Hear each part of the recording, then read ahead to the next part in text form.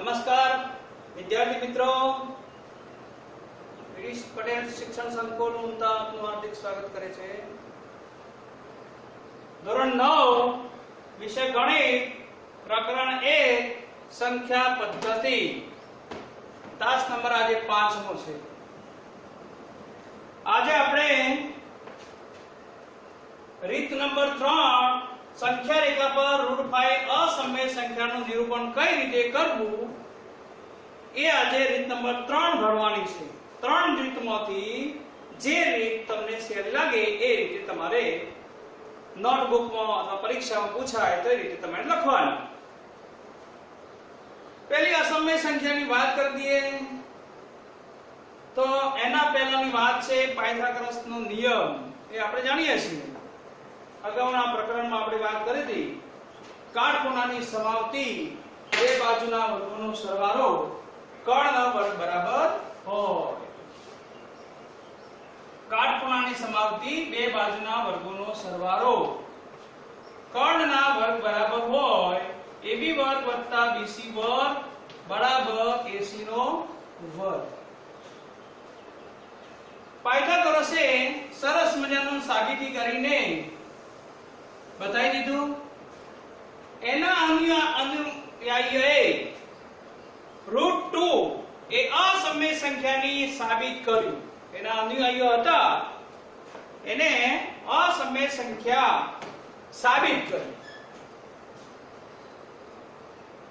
ईस्वीसन 425 ની આસપાસ સાયરીનના નિવાસી થેરોડસ સાબિત કર્યો કે આ બધી સંખ્યાઓ જે છે વર્ગમૂળ નીકળી શકતું ન હોય એ બધી સંખ્યાઓ અસમય સંખ્યાઓ છે।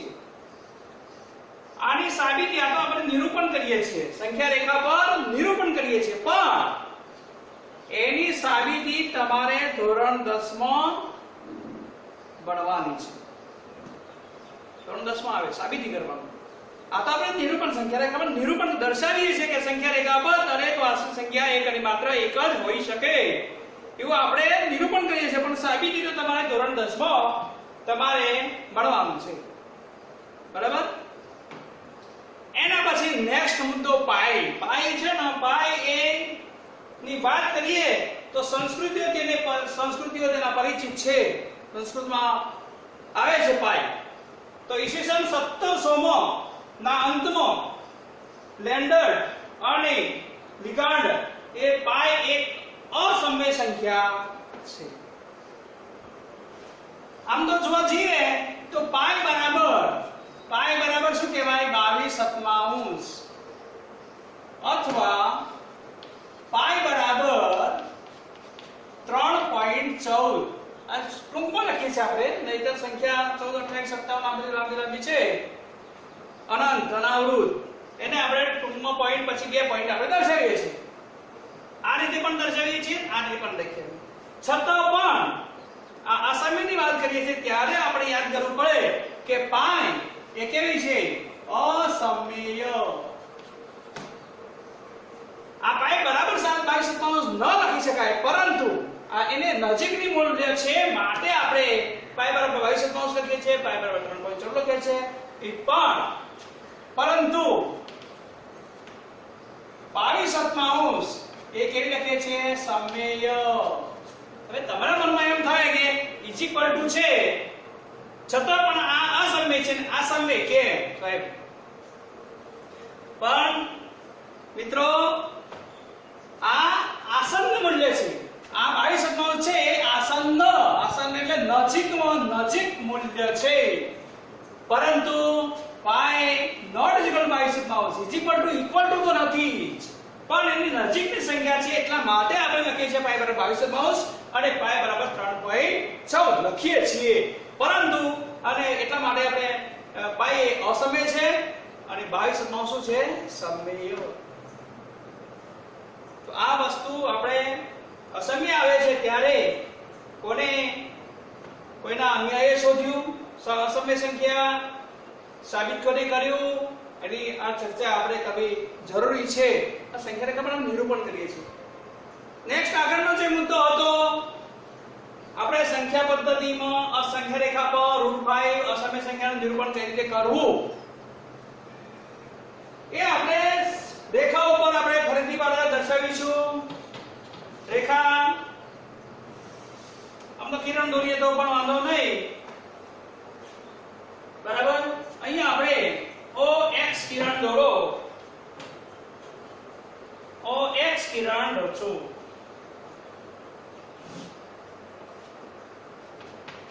અહીંયા મુદ્દા લખો, OX કિરણ રચો. દોરો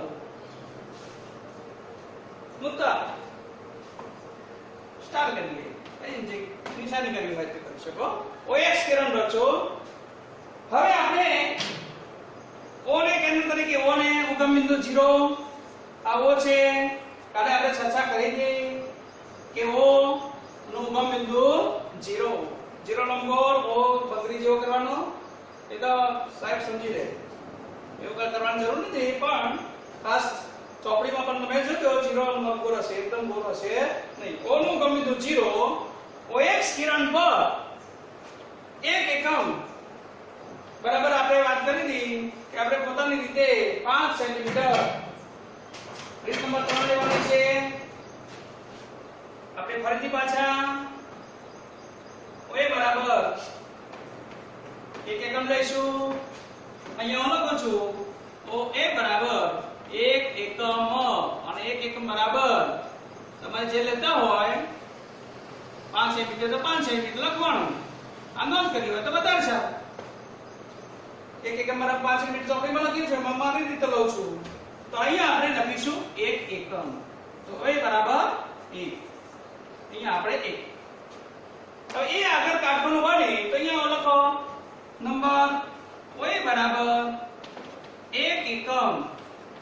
સંખ્યા રેખા પર OA બરાબર 1 એકમ થાય તે રીતે OX કિરણ પર બિંદુ A પર 1 લખો. હવે એ બિંદુ આગળ કાઢવાનો બને તે રીતે તમારે ફરતી પાછા આપણે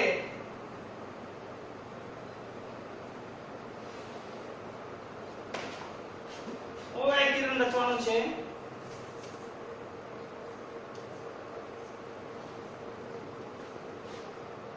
કાટકોણો લઈએ તો જેટલું ચોક્કસ લઈએ એટલું ગણિતમાં આકૃતિ જેટલી સરસ.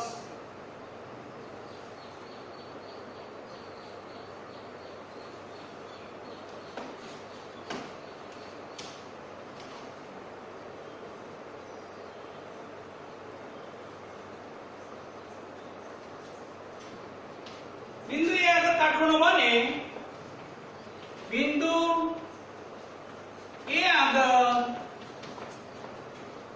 બિંદુ A પર કાટખૂણો બને તે રીતે OAB ખૂણો OAB એવી રીતે રચો. ખૂણો OAB બરાબર 90 અંશ કાટખૂણો બને તે રીતે OAB એવી રીતે રચો કે જેથી AB બરાબર 1 એકમ થાય. AB બરાબર 1 એકમ જ લેવાનો છે. અહીંયા આપણે 1 એકમ લેવાનો છે. હવે આપણે પાયથાગોરસના સિદ્ધાંત પ્રમાણે OB ને રેખાખંડ OB જોઈન્ટ કરી દો. રેખાખંડ OB જોઈન્ટ કરી દો. રેખાખંડ OB રચો. હવે પાયથાગોરસના સિદ્ધાંત પ્રમાણે શું થાય? આ એક છે ને છે પાસી. પાયથાગોરસના સિદ્ધાંત પ્રમાણે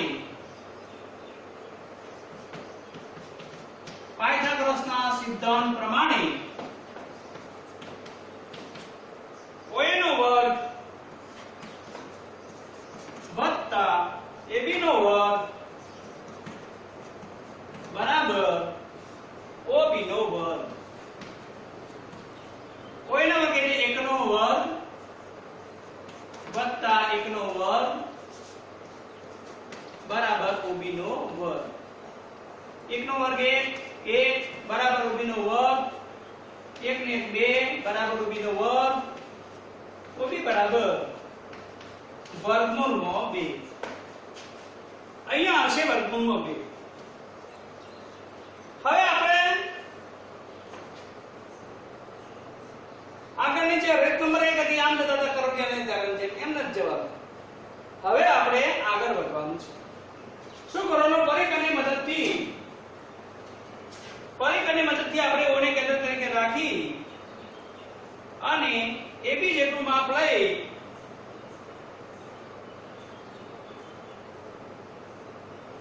ઓટોમેટિક તમને ખબર પડી જશે ચલો OB પરિઘની મદદથી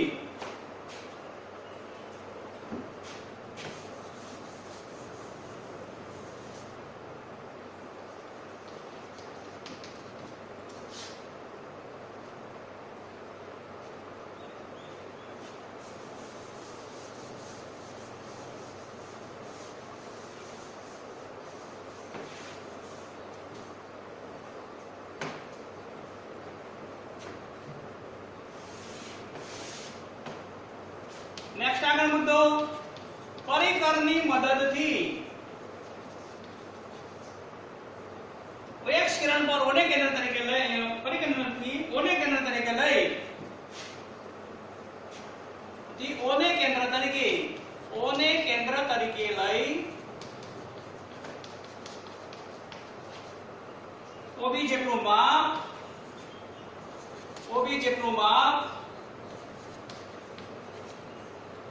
किरण OX किरण पर जो छेदे त्या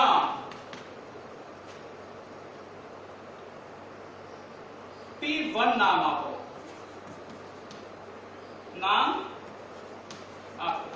अथवा तो AB जो AB અને C નામ આપો ચલો C નામ આપો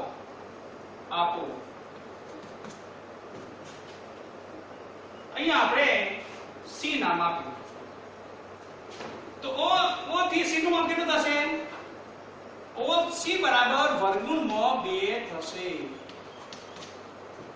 કેટલું થશે વર્ગમૂળમાં OC બરાબર વર્ગમૂળમાં 2 થશે અહીંયાથી અહીંયા સુધીનું જે અંતર છે એ વર્ગમૂળમાં 2 થશે અહીંયાથી અહીંયાનું અંતર છે એ આ અંતર છે એ વર્ગમૂળમાં 2 થશે આ વર્ગમૂળમાં 2 O થી C નું માપ વર્ગમૂળમાં 2 થશે હવે આપણે શું કરવાનું C બિંદુ આગળ અહીંયા આપણે મુદ્દો C બિંદુ આગળ ફરીથી પાછા એક એકમ આપણે રચવાનો છે C આગળ બિંદુ C આગળ કાટખૂણો બને તે રીતે આપણે CZ કિરણ રચો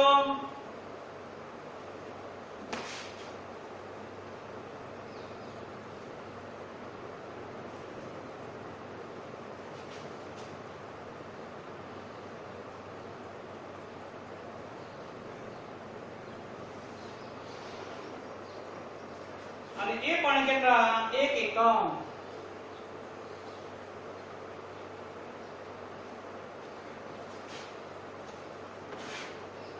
અહીંયા એ y કિરણ હતું અહીંયા આપણે એક એકમ લેવાનું છે c એટલે અહીંયાથી લખીએ હવે ફરીથી પાછા જે રીતે બિંદુ c આગળ x કિરણ પર બિંદુ c બન્યું c નામ આપો તો c બરાબર વર્ગમૂળમાં 2 આવ્યા હવે બિંદુ C આગળ નેક્સ્ટ આગળ મુદ્દો બિંદુ OX કિરણ પર બિંદુ C પર કાટખૂણો OCD ખૂણો OCD બરાબર 90 અંશ થાય તે રીતે રચો અને CD નું માપ CD બરાબર એકાંકન CD બરાબર 1 એકમ લો આ 1 એકમ લીધું દરેક જગ્યાએ આપણે એકમ લખવાની જરૂર નથી અહીં આપણે 1 એકમ કરી દેવાનું ફરીથી પાછા આપણે ઓડી જોઈન કરી દઉં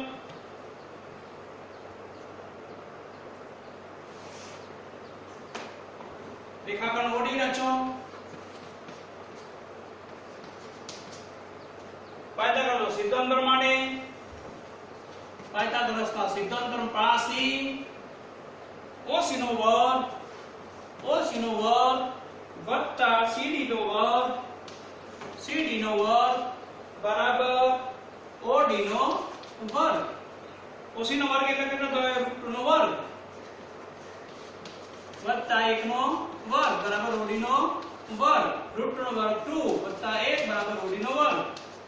3 બરાબર OD નો વર્ગ. વર્ગમૂળમાં 3 બરાબર OD નો વર્ગમૂળમાં 3 બરાબર OD. તો અહીંયા આપણે વર્ગમૂળમાં 3 આવશે. ફરીથી પાછા પરિકરની મદદથી જેમ લખીએ છીએ તેમજ પરિકરની મદદથી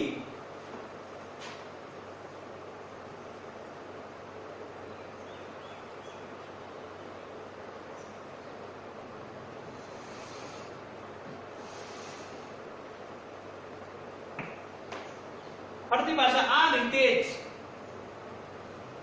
પરિકરની મદદથી ઓને કેન્દ્ર તરીકે લઈ ઓડી ત્રિજ્યા લઈ OX કિલોમીટર જો છેદે ત્યાં A B C D E નામ આપો. અહીંયા E છે. ફરીથી પાછા E ઉપર કાટખૂણો બને તે રીતે આ જે લખ્યું આ મુદ્દાઓ લખ્યા એ પ્રમાણે આગળ વધવાનું. અહીંયા આપણે પાછા ફરીથી આપણે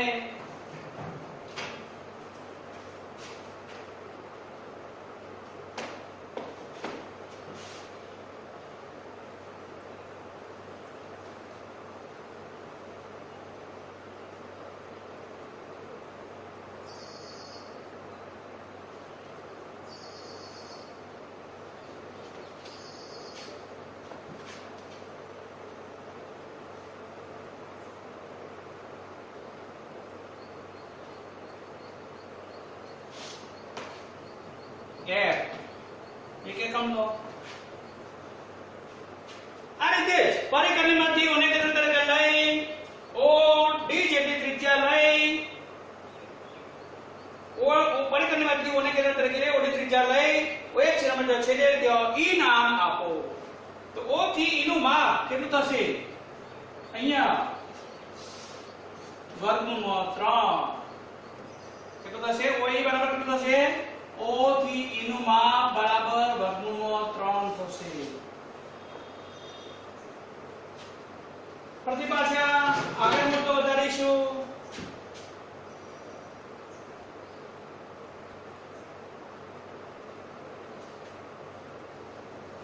પાયથાગોરસના સિદ્ધાંત પ્રમાણે y બરાબર થશે 1 મિનિટ પરિકરની મદદથી ઓને કેન્દ્ર તરીકે લઈ OD ત્રિજ્યા લઈ અને OX કિલોમીટર છેદે તો y નામ આપો. y બરાબર વર્ગમૂળમાં 3. હવે આ જે E થી F નું માપ છે 1 એકમ લીધો અને એને પાયથાગોરસના સિદ્ધાંત પ્રમાણે આગળ વધારીશું. તો અહીંયા આપણે થશે OF નું માપ કેટલું થશે? વર્ગમૂળમાં 4. આ વર્ગમૂળમાં 4 લીધા. ફરીથી પાછા ઓને કેન્દ્ર તરીકે લઈ OF ત્રિજ્યા લઈ પરિકરણમાંથી જો છેદે તો F નામ આપો.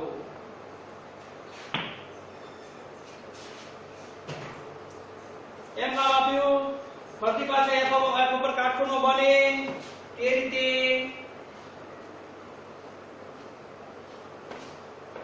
F આગળ કાટખૂણો બને તે રીતે ફરીથી પાછા આપણે અને એ પણ એક એકમ જ લેવાનું છે.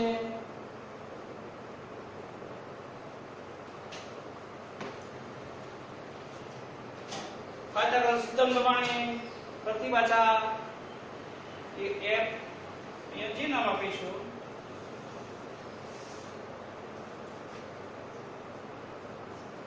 A B C D E F અહીંયા G નામ આપીએ, અહીંયા H નામ આપીએ. O થી H નું માપ કેટલું થશે? તો પાયથાગોરસના સિદ્ધાંત પ્રમાણે આ કેટલું થશે? OH કેટલું થશે? વર્ગમૂળમાં 4. કેટલું થશે? વર્ગમૂળમાં દર્શાવ્યા. અહીંયા જે માપ છે O થી H નું માપ અને O થી અહીંયા √4 નહીં આવે તો પરિકર્ણ બિંદુ પાછો આપણે આગળ વધારીશું.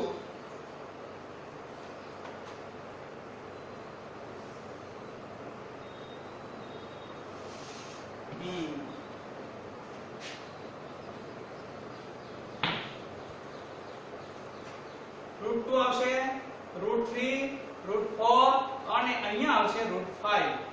અહીંયા આપણે g એટલે √4 O g નું માપ √4 રાઈટ. અહીંયા √4 બરાબર છે અને અહીંયા આપણે આ જે O થી g h i O i નું માપ √5 આવશે. તો અહીંયા આપણે આવી રીતે O થી √5 પહેલા √2 √3 √4 √5 O થી h નું માપ જેટલું આવશે એટલું O થી i નું માપ આપણને મળશે. તો આ સંખ્યા રેખા પર √5 અસમય સંખ્યાનું નિરૂપણ કઈ રીતે કરવું, મુદ્દાઓ બહુ લાંબા થશે, પાઠ્યમાં પણ માય નહીં, પણ તે રીતે લખો અને છેલ્લે આકૃતિમય વસ્તુ છે. એક મેં 3 મુદ્દા લખી દીધા અને પછી તે રીતે શોર્ટકટ લખી દો અને આકૃતિમાં સરસ રીતે દર્શાવી દેવાનું. તો O થી I નું માપ અહીંયા O થી I નું માપ છેલ્લો મુદ્દો O થી H √5. તો O I બરાબર કોણ √5. તો આ અસમય સંખ્યાનું આ ત્રીજી રીત છે સંખ્યા રેખા પર √5 અસમય સંખ્યાનું નિરૂપણ કઈ રીતે કરવું એની આપણે આ ચર્ચા કરી. આ રીત નંબર 3 છે. આગળના તાસમાં આપણે જોયું હતું કે √5 સંખ્યા રેખા પર નિરૂપણ કરવું એક કુંતલ રીત હતી, એક શોર્ટકટ રીત હતી અને આ √5 અસમય સંખ્યા નિરૂપણ કઈ રીતે કરવું તો એને આપણે આ રીતે દર્શાવીશું. નેક્સ્ટ આગળનો મુદ્દો એ હતો વાસ્તવિક સંખ્યા અને તેની દશાંશ અભિવ્યક્તિ.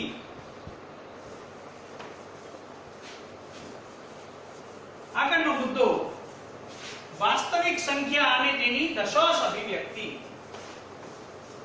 આપણે જાણીએ છીએ કે વાસ્તવિક સંખ્યા R વાસ્તવિક સંખ્યા અને તેની દશાંશ અભિવ્યક્તિ. આપણે જાણીએ છીએ વાસ્તવિક સંખ્યા આપણે R તરીકે દર્શાવીએ છીએ, કેપિટલ R. રિયલ વાસ્તવિક સંખ્યા રેખા પર એક અને માત્ર એક જ અનન્ય બિંદુ હોય તે આપણે દર્શાવીએ છીએ.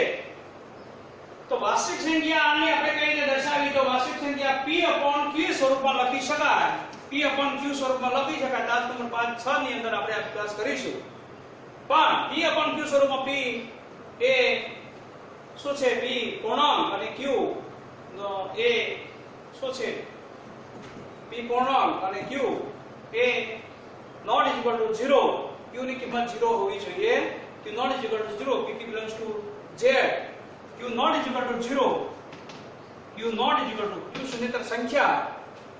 તો એની અંદર P/Q સ્વરૂપમાં આપણે લખીએ છીએ ત્યારે તો P પૂર્ણાંક અને Q શૂન્યેતર P ને Q વડે ભાગવાથી આપણે દશાંશ સ્વરૂપમાં મળે તો એ શાંત કહેવાય. અને દશાંશ સ્વરૂપમાં ન મળે અને છે આગળ વધતી જાય તો બીજો મુદ્દો મળે છે કે શેષ ક્યારે શૂન્ય થતી નથી અને આગળ વધતી જાય છે. તો આપણે બીજા શબ્દોમાં એને કહી શકાય કે શેષનું પુનરાવર્તન થતું નથી. તો એને આપણે બે પ્રક્રિયા થાય, ક્યાં તો શૂન્ય દશાંશ શેષ શૂન્ય આવે તો શાંત બને, શેષ શૂન્ય ન આવે આગળ વધતી જાય તો અનંત એક ને એક વસ્તુ ડબલ વાર આવતી હોય તો એ મુદ્દા આપણે નેક્સ્ટ ટાઈમે જોઈશું. અનંત આવૃત મળે. તો આપણે નેક્સ્ટ પીરિયડમાં વાસ્તવિક સંખ્યા અને તેની દશાંશ અભિવ્યક્તિની આપણે ચર્ચા કરીશું. અસ્તુ. જય હિન્દ, જય ભારત.